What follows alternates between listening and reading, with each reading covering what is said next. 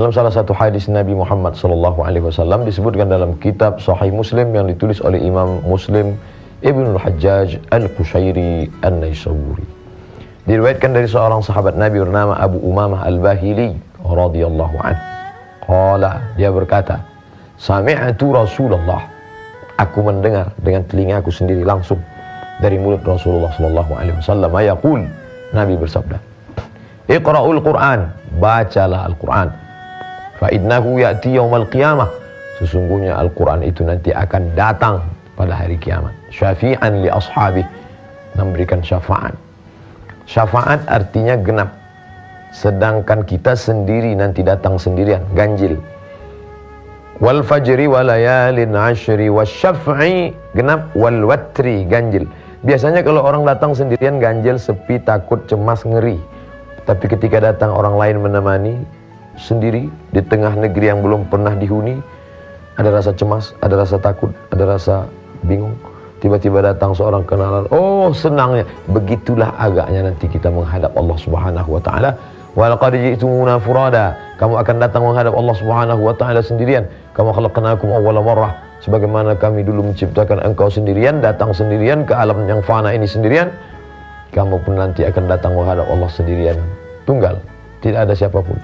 Lalu kemudian datanglah syafi', orang yang menggenapkan kita. Selalu diterjemahkan penolong. Boleh, tidak salah. Siapa penolong itu? Syafaat Nabi Muhammad SAW. Siapa lagi? Syafaat para malaikat. Siapa lagi?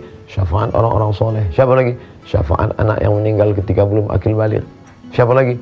Syafaat Al-Quran. Iqra'ul Quran, bacalah Al-Quran. Apalagi di bulan suci Ramadan. Ada apa dengan bulan Ramadan? Apakah yang kita sembah di bulan Ramadan beda dengan yang di bulan lain? Tidak ada bedanya.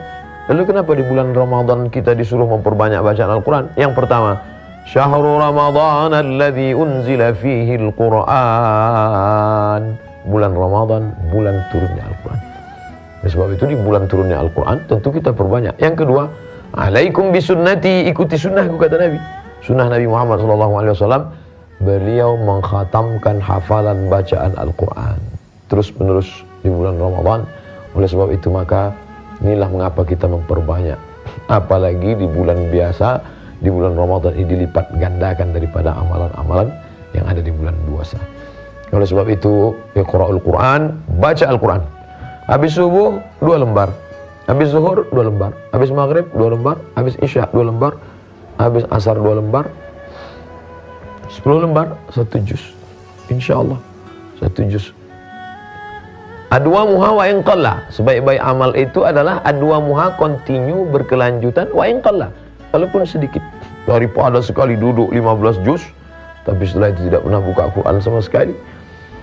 Siapa yang akan menolong kita nanti di hadapan Allah ketika datang sendirian? Yauma yafirul mar'u min akhi, saudara kandung pergi sendirian.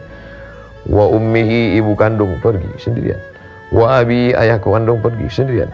Wa sahibatihi, istri suami, tidak ada yang bisa menolong. Wa bani, anak-anak yang dulu dikandung 9 bulan 10 hari, disusukan 2 tahun lamanya, meregang nyawa melahirkannya, pun tidak bisa menolong. Oleh sebab itu sayangilah diri dengan baca Al-Quran. Jadi kalau kita lihat mengapa orang di stasiun bis buka Quran, di atas kereta api buka Quran, ini orang riya, ini orang apa baca Quran di mobil.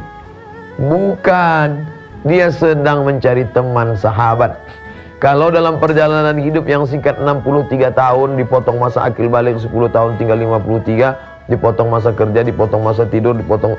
Kita ingin ada teman sahabat yang menemani kita di alam yang terang benderang ini, apalagi di alam nanti penuh dengan bermacam ujian dan cobaan. Siapa yang akan menemani kita? Iqra'ul Quran. Ketika salafus salih dulu terus menghafal, membaca, merenungkan, mengamalkan, mengajarkan. Khairukum, siapa orang paling baik di antara kita? Apakah yang paling tinggi jabatannya? Apakah yang paling banyak hartanya? Apakah yang paling ganteng rupa bentuk wajahnya? Khairukum, orang yang paling baik di antara kamu, man ta'allamal Qur'an, orang yang mengamalkan isi kandungan Al-Quran, orang yang belajar Al-Quran, orang yang memahami tajwid Al-Quran, orang yang memahami tafsir Al-Quran, wa'allamahu, tapi setelah itu dia tidak hanya untuk dirinya saja, setelah itu dia mengajarkannya. La yu'minu ahadukum, kamu tidak beriman hatta yuhibba li akhi, sampai engkau sayang kepada saudaramu sayang kepada dirimu, ma yuhibbu li nafsihi, sama seperti sayang pada diri sendiri.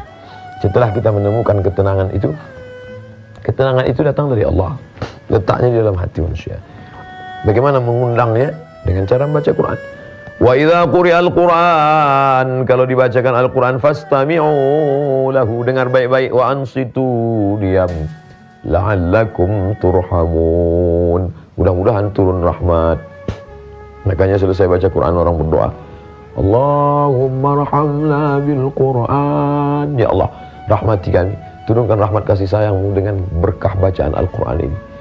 Waj'alhu lana imaman wa nuran wa hudan wa rahmah. Jangan sekedar membaca saja, tapi kan jadikan Quran ini sebagai nur, penerang cahaya di tengah kegelapan kami. Wa hudan, jadikan dia sebagai penunjuk jalan saat kami tak tahu kemana arah jalan. Wa rahmah, jadikan dia sebagai rahmat, turunnya kasih sayang Allah Subhanahu wa taala. Dibacakan di rumah, turun rahmat di rumah. Dibacakan di ruang ICU, turun rahmat di ruang ICU.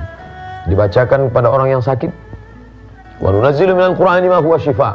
Kami turunkan Al-Quran itu sebagai syifa, penyembuh, penawar, pengobat. Wa rahmah, dan kasih sayang Allah Subhanahu wa taala. Oleh sebab itu di dunia dia sebagai penenang hati, kalbu, jiwa. Di akhirat nanti pula sebagai teman, sahabat yang tak akan mungkin meninggalkan, sahabat abadi. Hari ini kawan-kawan kita banyak, kawan tertawa banyak, kawan senang banyak, kawan berduka sedikit. Berapa teman kita di FB? Berapa teman kita di grup-grup? Siapa yang bisa menolong kita? Oleh sebab itu tidak ada kecuali Al-Quran. Bertemanlah dengan Al-Quran di dunia, dia akan menemani nanti di alam akhirat.